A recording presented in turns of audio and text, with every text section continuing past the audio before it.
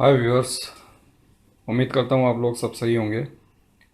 और जैसा कि आपको टाइटल से पता चल गया है कि क्या वास्तव में ये तीन रीज़न या तीन फैक्ट्स जो आप लोग अक्सर वीडियोस में देखते हैं कि यामाहा RX 100 बंद क्यों हुई, वही थे, या आज इसके ऊपर एनालाइज करके और इन फैक्ट्स को और इन मिथ्स को और इसको मिस कंसेप्शन को, मिसअंडरस्टैंडिंग को तोड़ करके ये बताया जाए कि एक्चुअल में फैक्ट क्या थे।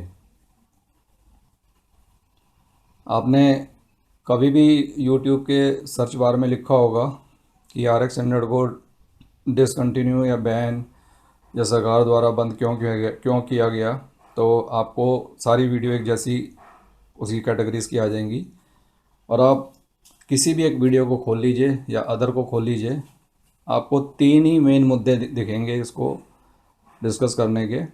एक, ये एमिशन के रूल को पूरा नहीं करती थी। दूसरा, कई एजेंसियों ने इसके ऊपर शक भी किया और इसके इंजन को खुलवाया।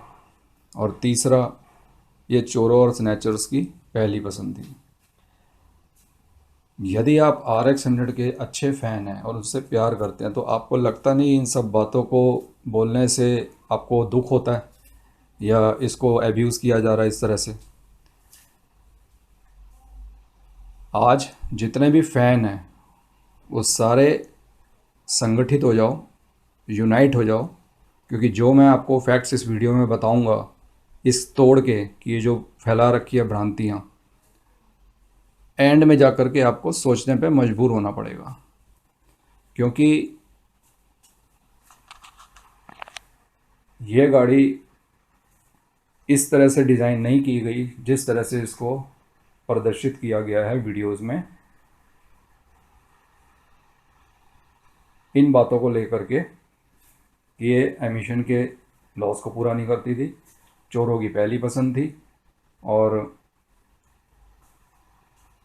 इसकी साख पर भी आँच आई है, जैसे लोग बोलते हैं कि इसके इंजन को भी खोला गया है। क्या आपको जैपनीज़ के ऊपर शक था?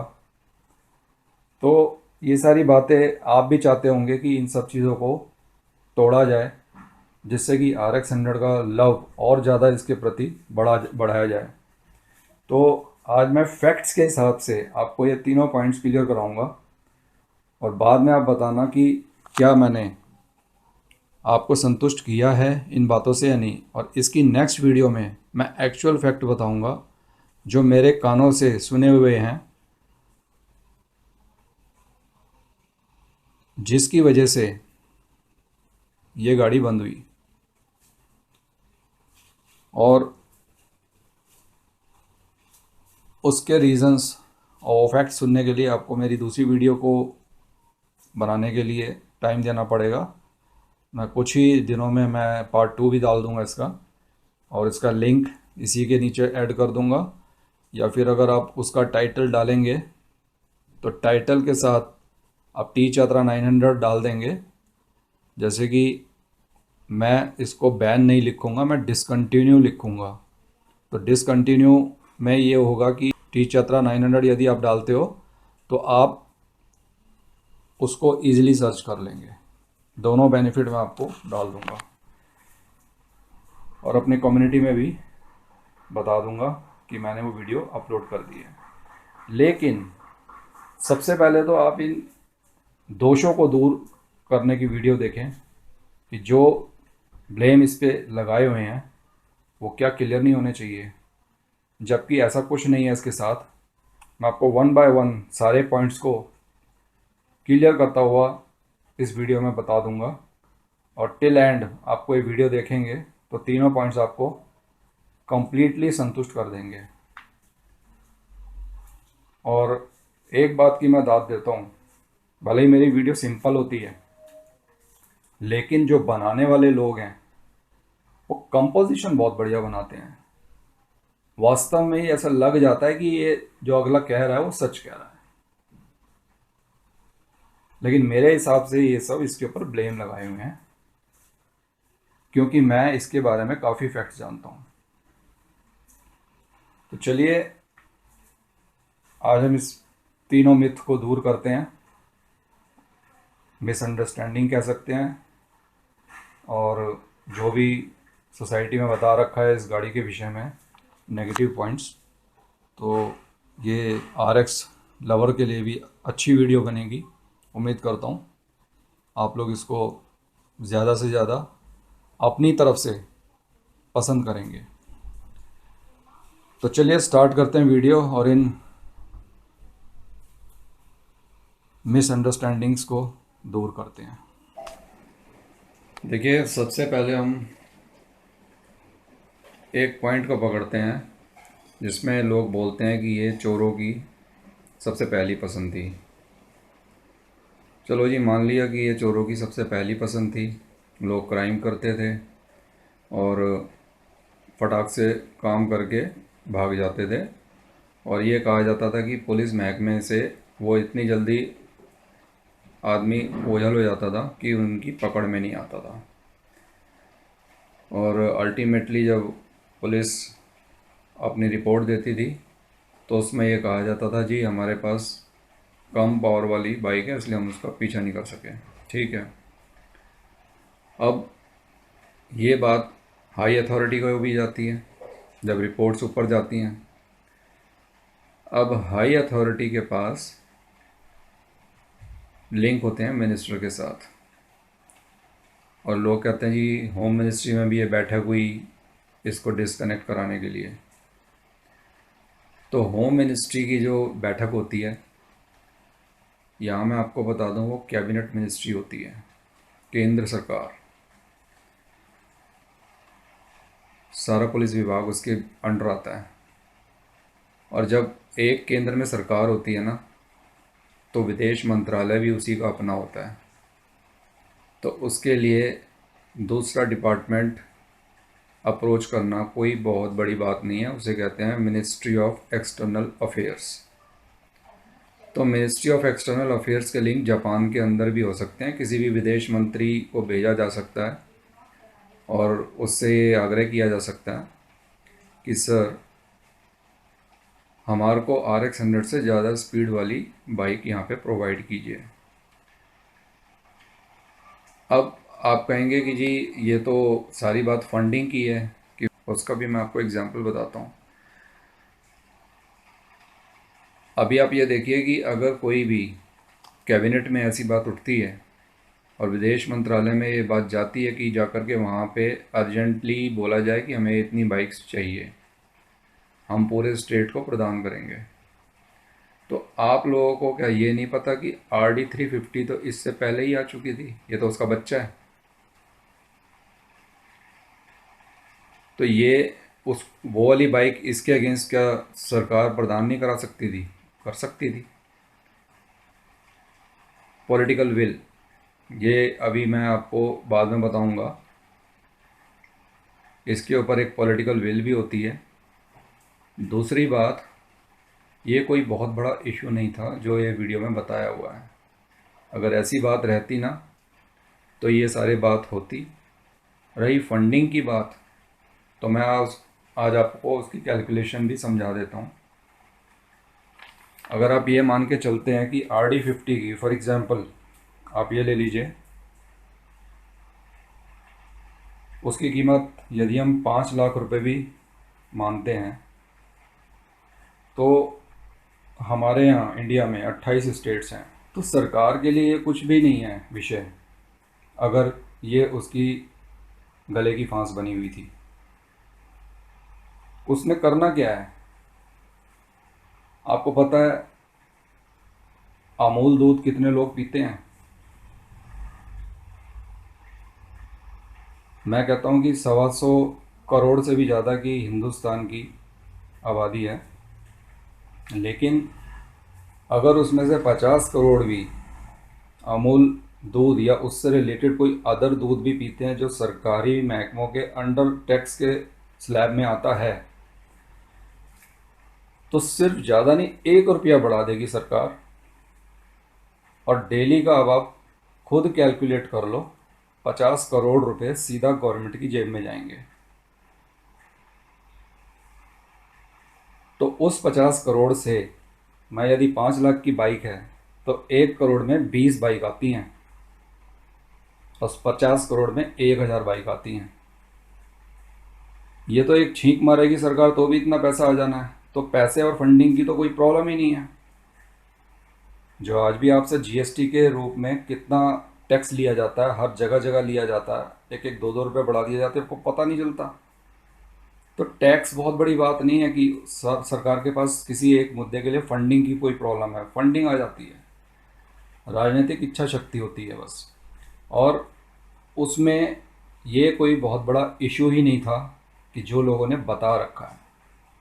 तो इसके रास्ते मैंने आपको पहले ही अब इस पॉइंट से क्लियर कर दिए। अगर ये बात होती तो कैबिनेट मिनिस्ट्री के थ्रू, एक्सटर्नल अफेयर के थ्रू जापान को ऑर्डर दे दिए जाते और ये गाड़ियाँ आराम से प्रदान की जा सकती थी हमारी पुलिस महकमे में, ट्रैफिक पुलिस महकमे में, इससे हायर स्पीड की। तो ये तो कोई लॉजिक ही नहीं बनता। और ये अगर जल्द से जल्द 2 या 3 महीने के अंदर भी, वो तो एडवांस भी ले सकती थी गवर्नमेंट, तो ये क्या कोई लॉजिक है कि भाई चोरों की पहली पसंद स्नैचर भाग जाते थे, पुलिस महकमे में हड़कम, होम मिनिस्ट्री में हड़कम, इसलिए सरकार ने इसको बंद कर दिया। लॉजिकलेस बात, दिमाग लगाओ। अब आते हैं दूसरे पॉइंट पे। देखिए, उसमें दूसरा पॉइंट उन वीडियोस में आपको मिलेगा कि कोई अथॉरिटी या कोई एजेंसी है जिसने इसके इंजन को खोल के देखा है कि ये 125 सीसी का है या 100 सीसी में फिट है। अब या तो वो अथॉरिटी फूल है या उनके अकॉर्डिंगली यामा कंपनी ने फ्रॉड किया है।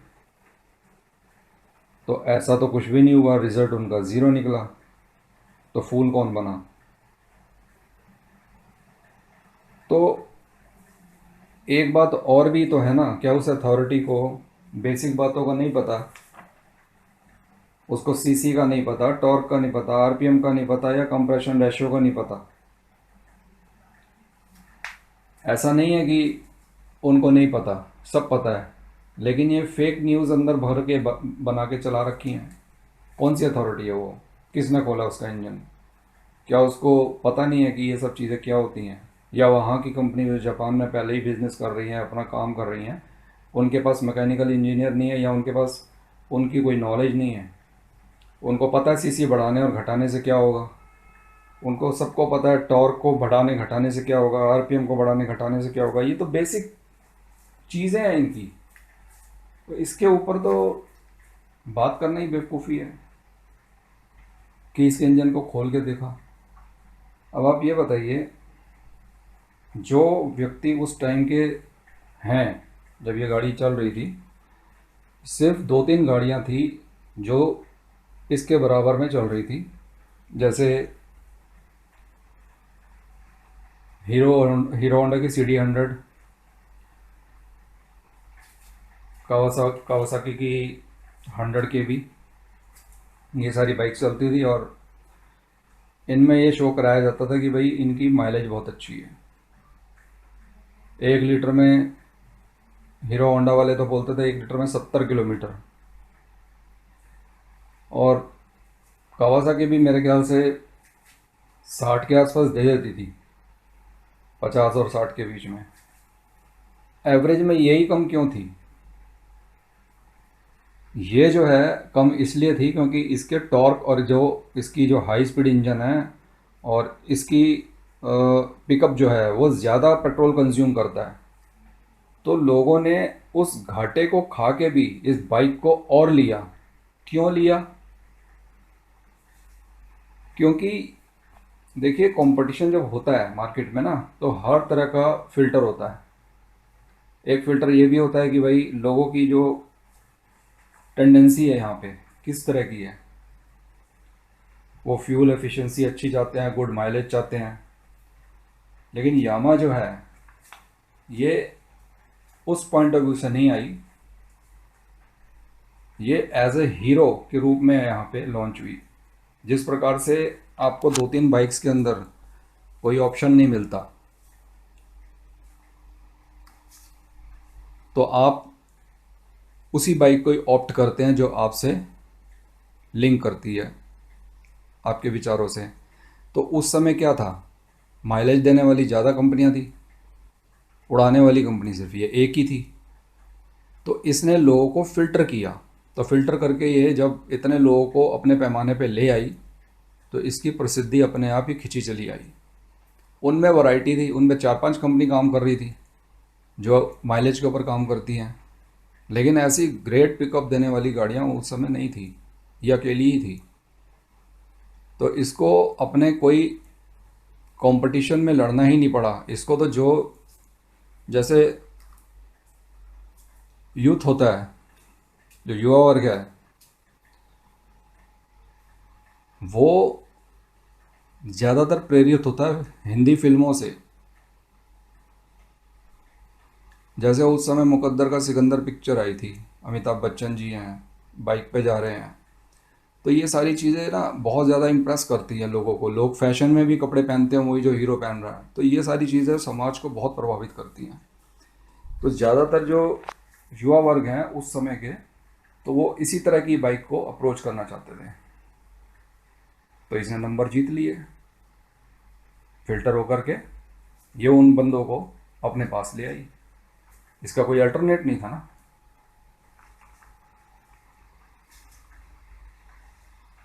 इसलिए लोग ये पहली पसंद थी। तो ये कोई मतलब नहीं बनता कि भाई आप इसको कह दें कि इंजन खोल के देखा जाए और फिर इसको एनालाइज किया जाए कि ये 100 सीसी का है या 125 सीसी का। और जिस तरह से वैसे भी आपको बता दूं, जैसे पॉलिटिकल पार्टीज होती हैं ना, आप लोग सोचते हैं कि भाई मैं अपने जैसा सिस्टम चलाना चाहूँ, लेकिन आपको भी पॉलिटिकल पार्टीज 2 या 3 ही मिलती हैं। वोट किसी ना किसी एक को दे के आना है, या तो दो ही मत, या तो बाइक लो ही मत। तो लोगे तो फिर कहीं और जाओगे नहीं, 2-3 में ही एक लेनी पड़ेगी। तो जिसकी जो पसंद थी वो लेता था आदमी। तो इस तरह से ये बाइक जो है बहुत से लोगों को अपनी तरफ आकर्षित कर चुकी थी। और ये भी मैं एक बात बता दूं कि ज़्यादातर कंपनीज उस समय ऐसी बाइक क्यों नहीं बना रही थी। लोग सोचते हैं कि भाई यामा ने ऐसी बाइक क्यों बनाई है, क्योंकि उस समय लोग बहुत ज़्यादा अमीर नहीं हुआ करते थे हिंदुस्तान में। RD 350 क्यों पिटी थी, इसीलिए तो थी, पिटी थी वो, क्योंकि लोगों के पास बाइंग कैपेसिटी नहीं थी। बाकी तो वो सब कुछ ठीक ठाक दे रही थी परफॉर्मेंस, और इंफ्रास्ट्रक्चर भी ठीक नहीं था उसकी स्पीड के अकॉर्डिंगली। देश भी गरीब था।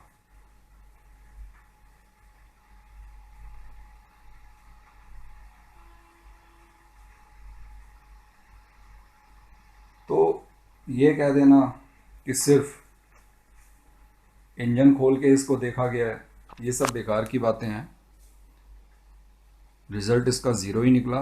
वास्तव में वो 100 सीसी की ही गाड़ी निकली।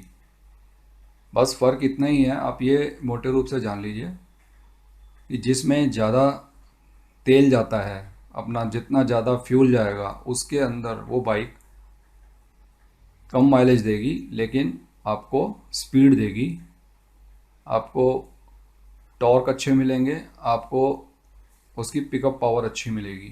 तो यही चीज़ आप मांगते हैं, तो फिर आपको कहाँ से एवरेज मिल जाएगी। तो दूसरी गाड़ियाँ क्यों नहीं ये चीज़ें दे पाती, दूसरी गाड़ियाँ दूसरे सिद्धांत पे काम करती थी।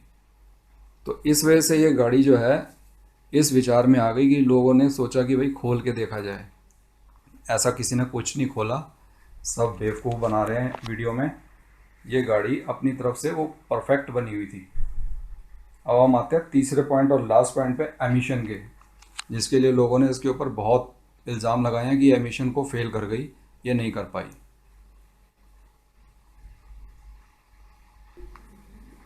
अब हम आते हैं इसके तीसरे और फाइनल पॉइंट पे, जिसके लिए इसको काफ़ी बदनाम कर रखा है बाइक को, और मैं तो कहूँगा झूठे इल्ज़ाम लगा रखे हैं, जिसमें ये कह रखा है कि ये एमिशन के नॉर्म्स को पूरा नहीं करती थी। अगर आप ये बात मानते हैं कि एमिशन के लॉस को ये अगर पूरा नहीं करती थी इसलिए इसको डिसकंटिन्यू कर दिया, तो कोई भी व्यक्ति मुझे ये बता दे कि आगे की जो मोटरसाइकिल बनी थी, जो कि लगभग इसके बंद होने के 10 साल बाद जाके बंद हुई थी, तो वो हवा में क्या फैला रही थी? वो हवा में क्या अगरबत्तियां फैला रही थी या मच्छर मारने की दवाइयां फैला रही थी? आप ये बोलिए मुझे, क्या वो पोल्यूशन नहीं फैला रही थी? अब आप कहेंगे उनके कार्बोरेटर को उसके अकॉर्डिंगली ट्यून कर दिया गया था, तो आपको पहले मैं ये बता दूं कि सबसे पहले आप कानून पढ़ के आइए कि उस समय जिस समय ये बाइक चल रही थी उसका कानून उस वक्त क्या था और ये उस पैरामीटर पे खरी उतरती थी या नहीं। ऐसी बात नहीं है कि कंपनी इस बात को नहीं जानती थी, कंपनी इस बात को जानती थी। नेक्स्ट वीडियो में आपको मैं इसके प्रूफ दूंगा। कंपनी को ये चीज़ पता थी अच्छे से कानून के बारे में, लेकिन कंपनी अपनी फैक्ट्री से वो बाइक उस स्तर पर निकालती थी जिस स्टैंडर्ड को मेज़र कर रखा था गवर्नमेंट ने, और वो पैरामीटर ये सेट करती थी। अब सबसे पहले तो मैं आपको उस टाइम का कानून समझा दूं। ये कानून आया था 1989 में, एमिशन लॉ इंडिया में। उसके बाद ये प्राइवेट व्हीकल्स पे भी लग गया 91 के अंदर। पहले ये डीजल पे लगा और 92 में ये पेट्रोल व्हीकल्स के ऊपर भी लग गया। अब पेट्रोल पे 2, 3 और 4 और 5 यानी कि 92, 93, 94 और 95 इतने टाइम तक लगने के बावजूद भी ये बाइक चलती रही, और कानून के उल्लंघन करने के बावजूद ये कैसे चलती रही? ऐसा कभी हो सकता है? नहीं। देखिए, बाद में मैं आपको एक एग्जाम्पल दूंगा पॉलिटिकल विल का। उस समय पॉलिटिकल विल नहीं थी इस चीज़ की, और दूसरी बात ये उस पैरामीटर को पूरा करती थी। अब पहले आप उस कानून को समझ लीजिए जो मैं आपको बताने जा रहा हूँ।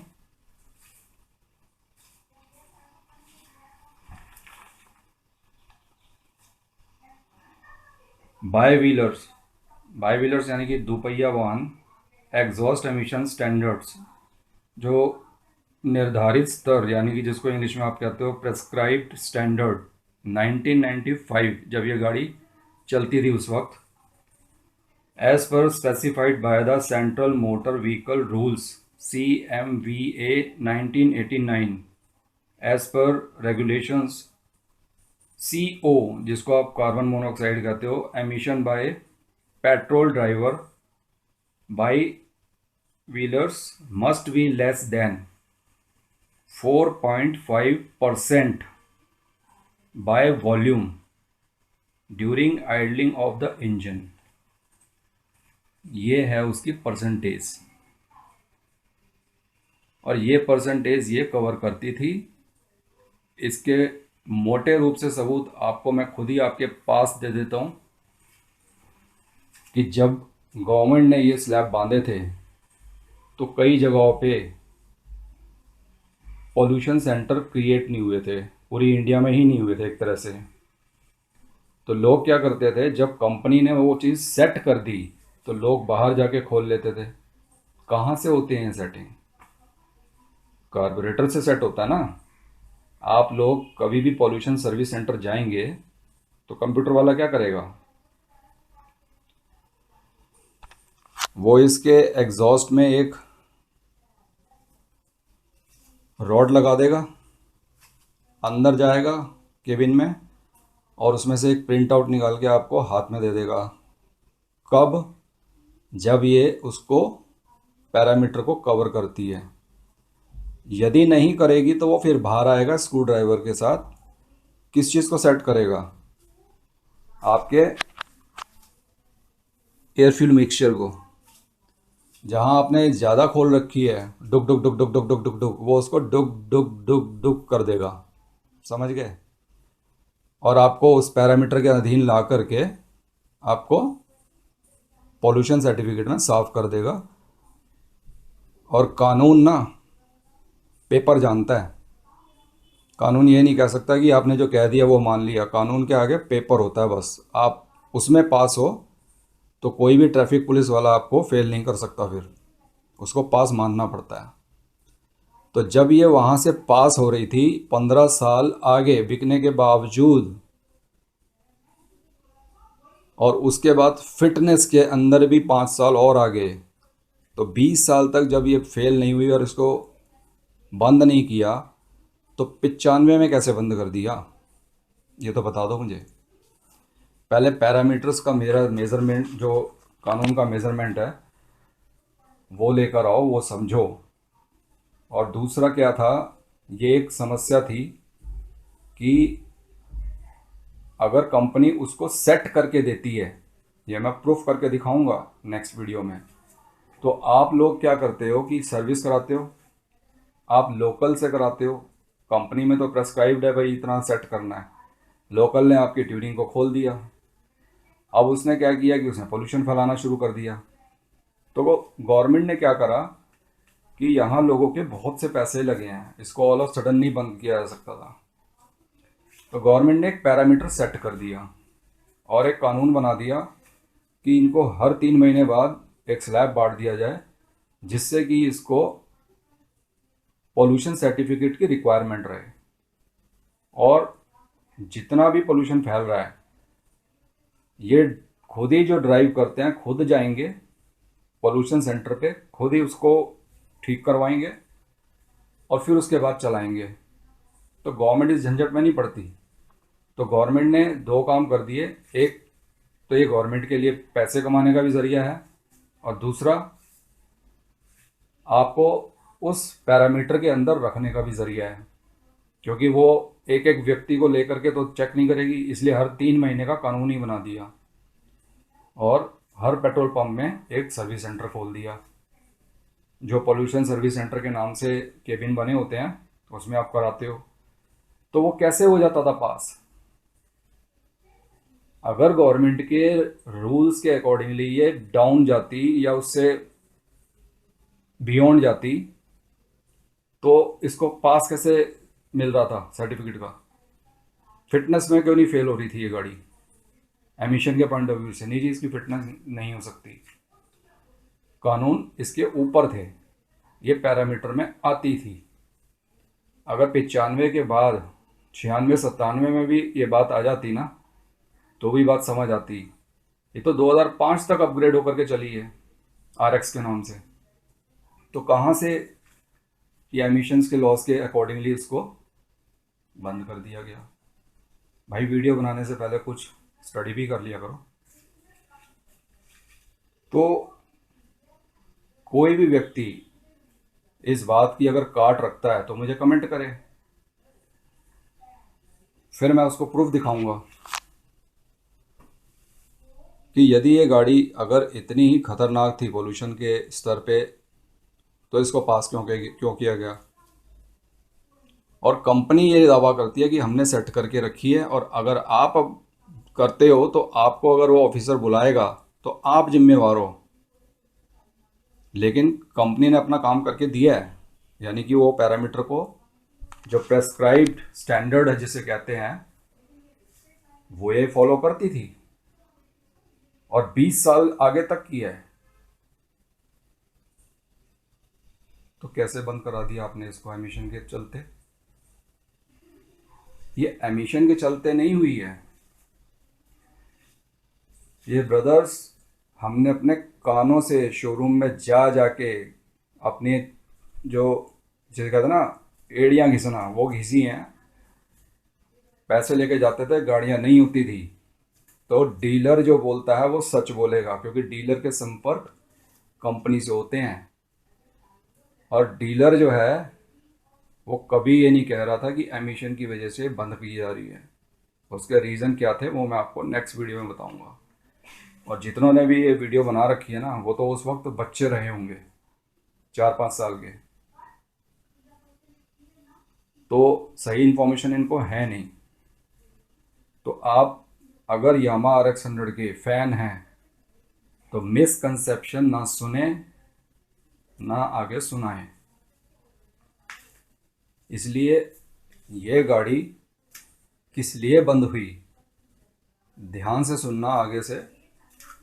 और मेरी नेक्स्ट वीडियो जिसका टाइटल होगा, बैन नहीं होगा, जिसका टाइटल होगा वाई RX 100 डिसकंटिन्यूड, ये इस तरह से टाइटल होगा। और उसके आगे आप टीच यात्रा 900 डाल देना सर्च बार में, वीडियो अपने आप आ जाएगी। और बनने के बाद इसी वीडियो के अंदर मैं नीचे लिंक भी ऐड कर दूंगा, यदि बन जाएगी तब। तो अभी मैं थोड़े टाइम लेके उसको बनाऊंगा, हो सकता है 2-4 दिन लग जाएं। तो मैं आपको रियलिटी बताऊंगा कि क्या रीज़न RX 100 को बंद करने के थे। लेकिन ये रीज़न जो फैला रखे हैं तीनों, ये सब एक दूसरे की नकल बना के या एक दूसरे के कंटेंट को चुरा के सब ने बना रखी है। दिमाग किसी के पास इतना ज़्यादा नहीं होता जो फालतू में किसी को नॉलेज देता रहे। तो एमिशन लॉज पहले पढ़ लीजिए उस टाइम के, जिसको ये कवर करती थी। मैंने दोबारा आपको सबूत दिया है कि आप 20 साल तक इसको चलाते रहे हैं, सरकारी लॉज के अधीन ही आती थी। उस लॉज में पॉल्यूशन का पैरामीटर सेट है, वहाँ ये सेट होती थी, आपको तब परमिशन मिलती थी। गवर्नमेंट भी सारी चीज़ जानती है और कंपनी भी ये सारी बातें जानती हैं। तो गलत वीडियो ना बना करके ना इसकी बदनामी ना करो कि ये एमिशन के रूल कंप्लीट नहीं करती थी। ये गाड़ी इसलिए नहीं डिसकंटिन्यू हुई, ये गाड़ी तब भी अच्छी थी, आज भी अच्छी है। कम से कम इसके ऊपर झूठा इल्ज़ाम ना लगाओ। मैंने पहले भी बताया, अगर ऐसी बड़ी बातें होती तो RX 135, RXG, RXZ वो धुआं नहीं छोड़ती थी। या 98 में इन्होंने 4 स्ट्रोक इंजन बना लिया था, सुन लो, 4 स्ट्रोक इंजन बना लिया था, आया भी था बाइक। वो ना चल के 2005 तक RX 135 2 स्ट्रोक क्यों चलती रही? 4 स्ट्रोक ज़्यादा पॉल्यूटेड होता है या 2 स्ट्रोक होता है, आप खुद सोच लीजिए। अगर सुप्रीम कोर्ट ने कहा होता ना कि ये बंद करनी है, तो ये बात समझी जाती कि सुप्रीम कोर्ट के ऑर्डर से बंद हुई। कोई सरकारी महकमा नहीं कह सकता कि इस बाइक को बंद कर दो इस वजह से कि एमिशन पूरे नहीं करती। अगर उसकी एमिशन पूरे करती है ना लॉज को, तो भाई ये डेमोक्रेसी वाला देश है, यहाँ कोर्ट में भी जाया जा सकता है। तो अपने दिमाग को दुरुस्त रखो, सोचो। गलत इन्फॉर्मेशन, मिसगाइड या मिसकंसेप्शन अपने माइंड में मत डालो। तो इसके साथ मैं एक छोटी सी बात और बता दूं, पॉलिटिकल विल। देखिए, पॉलिटिकल विल भी होती है कोई काम करने के लिए। आप जो बड़े वजह से आज लोन के लिए आप देखते हैं कितने ओपन द्वार खुले हुए हैं। आप किसी भी पॉइंट ऑफ व्यू से लोन ले सकते हैं, बिजनेस लोन, पर्सनल लोन, घर बनाने का लोन, कार का लोन वगैरह वगैरह, दुनिया जहान के लोन, ऊपर से फ़ोन आके लोन ले लो जी, प्राइवेट बैंक भी हैं, लोन ले लो। आपको देश की माली हालत 69 में नहीं पता थी। ये महाजनों के बैंक्स होते थे और कोई आम आदमी को लोन नहीं देता था। उस समय की पिक्चरें देख लो, हिंदी पिक्चरें, थोड़ा सा सोशल स्ट्रक्चर समझ आ जाएगा। तो जब इंदिरा गांधी का राज था तो उसने 14 नेशनलाइज बैंक प्राइवेट जो थे कर दिए। ये होती है पॉलिटिकल विल। 71 में देश तैयार नहीं था, लेकिन पाकिस्तान के 2 टुकड़े कर दिए। उसके बाद मोरारजी देसाई की सरकार आई, कोका कोला को यहाँ से बाय बाय करा दिया 77 में। उसके बाद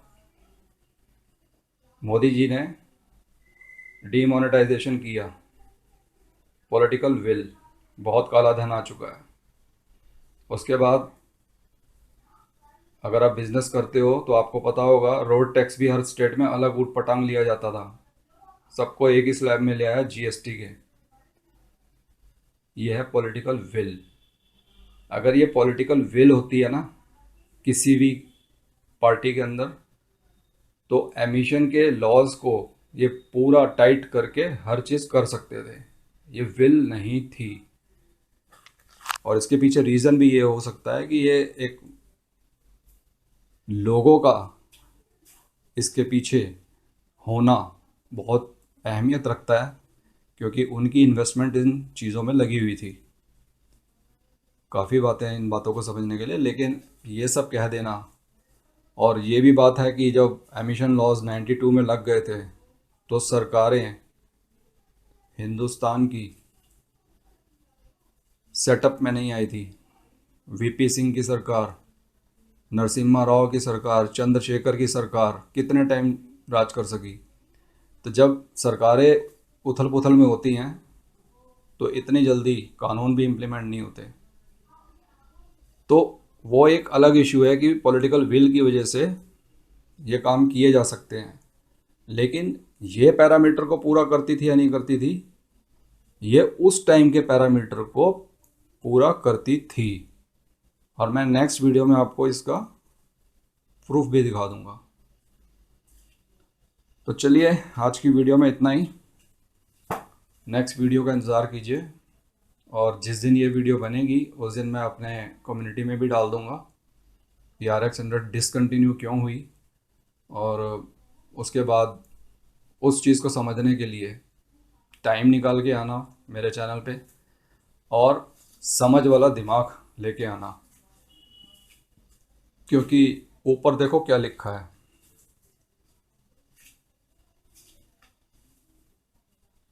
देख लिया ना ऊपर क्या लिखा है, कुछ तो लिखा ही हुआ है ना इस चैनल का नाम।